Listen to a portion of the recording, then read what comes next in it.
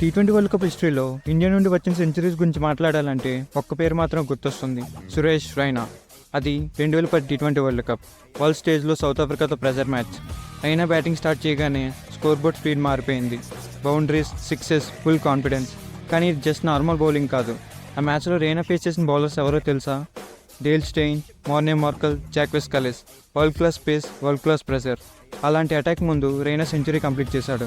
ఇండియాకి first ever టీ20 world cup 100. అది జస్ట్ ఒక సెంచరీ కాదు, వరల్డ్ కప్ హిస్టరీలో ఇండియాకి ఒక ఐకానిక్ మూమెంట్. అప్పటి నుండి టీమ్స్ మారాయి, జనరేషన్స్ మారాయి, టోర్నమెంట్స్ మారాయి, కానీ ఆ సెంచరీ మాత్రం హిస్టరీలో అక్కడే లాక్ అయిపోయింది.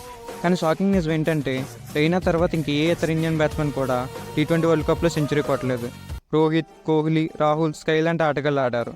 వీళ్ళ బ్యాట్ నుండి గ్రేట్ ఇన్నింగ్స్ వచ్చాయి, మ్యాచ్ విన్నింగ్ నాక్స్ వచ్చాయి, కానీ 100 అనే మార్క్ మాత్రం ఎవరు క్రాస్ చేయలేకపోయారు. ఇప్పుడు ఇంకో కొత్త టీ20 వరల్డ్ కప్ స్టార్ట్ అవుతుంది.